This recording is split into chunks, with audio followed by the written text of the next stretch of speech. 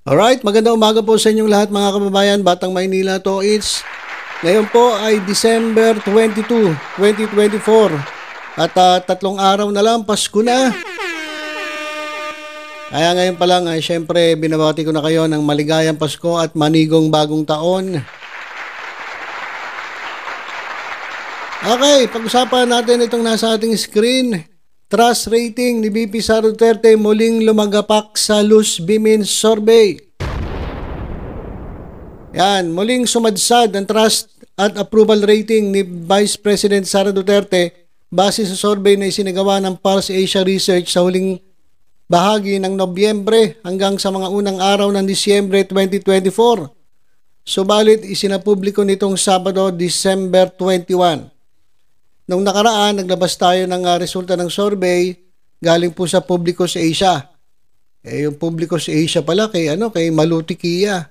Alam naman natin na si Maluti Kia ay isang supporter ng Duterte. Marami nagsasabi na halatang-halata itong si Maluti Kia ay Duterte Hards.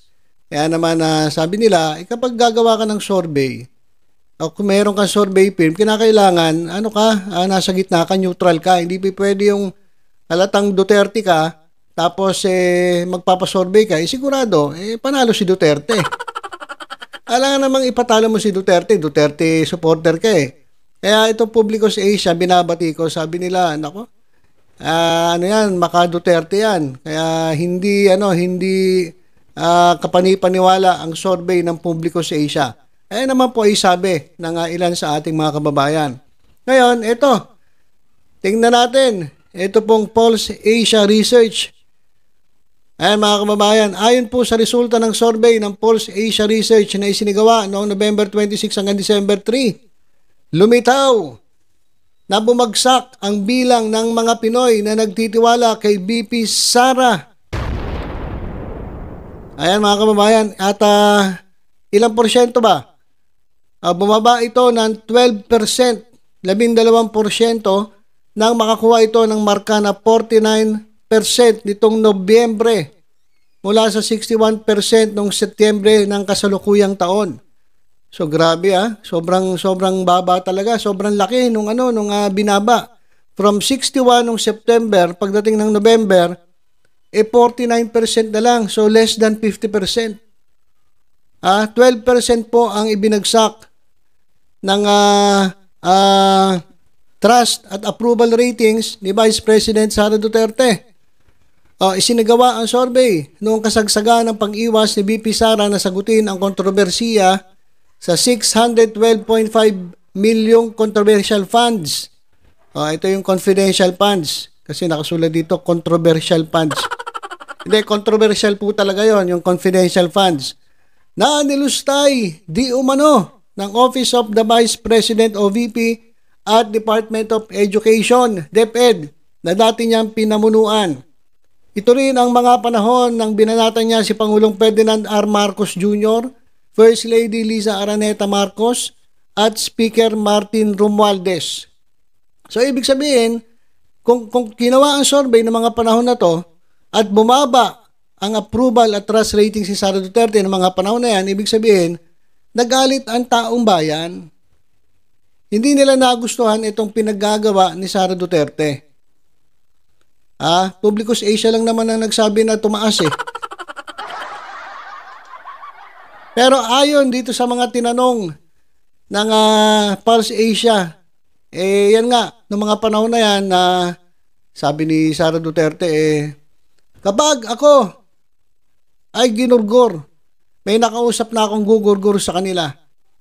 Grabe kaya nga kinasuhan ito mga kababayan, at alam ko iniimbestigahan ng NBI yung kanyang statement diyan po sa social media. At hindi po AI yun talaga naman pong naka-live pa po sila diyan sa social media nung banggitin ni Sara Duterte yung kanyang pagbabanta dito po kay Presidente, kay First Lady at kay Speaker of the House. Kaya ibig sabihin, hindi nagustuhan ng taong bayan. Kaya ako nagtataka dun sa Publicus Asia. Sabi ko, paanong tumaas pa? Ibig sabihin, natuwa yung mga demonyo.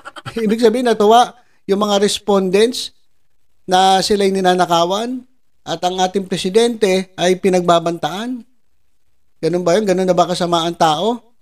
Kaya medyo hindi ka panipaniwala yung publiko sa Asia.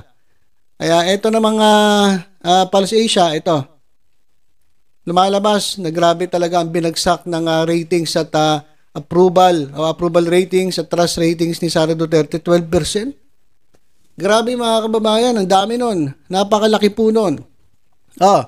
Sa Mindanao, na itinuturing na political stronghold ng mga Duterte, bumagsak din ang trust ratings ni BP Sara. Pati dun sa lugar nila sa Mindanao, kasi kumbaga baluarte mo yan di ba?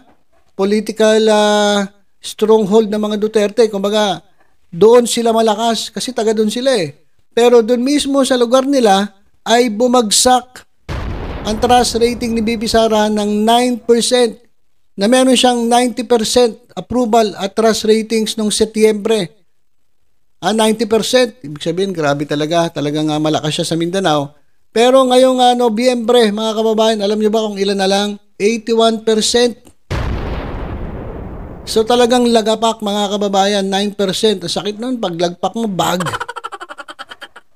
Laki nun, 9% ang nawala nung Setyembre hanggang Nobyembre. Subalit, ang pinakamalaking dagok para kay BP Sara ay ang kanyang trust ratings sa Visayas, kung saan bumaba ito ng 47% mula 74% mga kababayan. So ilan ang binaba? From 74 to 47. Ilan yon? Teka lang calculator ko lang mga kababayan. Magkamali tayo. Teka lang. Compute natin. Nasaan na ba yung calculator ko? Ayan. 74 minus 47. Naku. Grabe naman yung binaba ng kanyang trust at approval ratings niyan sa Visayas. Ang ibinaba mga kababayan ay 27%. From 74 to 47. Baliktaran. Grabe, sobrang sobrang nadismaya siguro ang mga tao dahil sa pinagagawa ni Sara Duterte. Halos kahalintulad din ang sinapit Inday sa Luzon, kung saan namiscore ito ng 37% nitong Nobyembre mula 47%. So pagdating sa Luzon mga kababayan, 10% ang ibinaba ng approval at trust ratings ni Sara Duterte. Samantala, 3% naman ang ibinaba ng kanyang trust rating sa Metro Manila, kung saan nakakuha ito ng 34% mula sa 37% sa dalawang survey period. Natapyasan din ng 10% ang approval rating ng Vice Presidente mula 60 at 50% na ngayong Nobyembre. 13% ang ibinaba ng approval score ni BP Sara sa Mindanao. September ay 93, ngayong Nobyembre ay 80 na lang. Sa Visayas mas mababa ng 20% mula 91. Yan mga kababayan. So kung 91, bumaba ng 20, 71 na lang. Sa Luzon, natapyasan ng 6% mula 46% at Metro Manila 2% mula sa 36%. So yan mga kababayan, yung dagok na inabot ni Sara Duterte. Grabe nga lagapak mga kababayan ang trust rating ni Inday Sara Duterte. Diyan po sa Luzon, Visayas, Mindanao. Hindi na po pinag-uusapan dito yung isang lugar lang, kundi buong Pilipinas mga kababayan. Hindi na po nabawasan na ang mga nagtitiwala at nag-a-approve dito kay Sara Duterte. Ayan mga kababayan. So, iyakan na naman ang mga DD shit na ito. Ano naman kaya ang sasabihin ng mga taga-suporta ni Sara Duterte? Dahil mismo sa Mindanao at lalong mas masakit diyan po sa sa Visayas, na kung saan taga doon sila, ay napakalaki ng ibinaba. Ilang persyento? 27%? Grabe naman yan.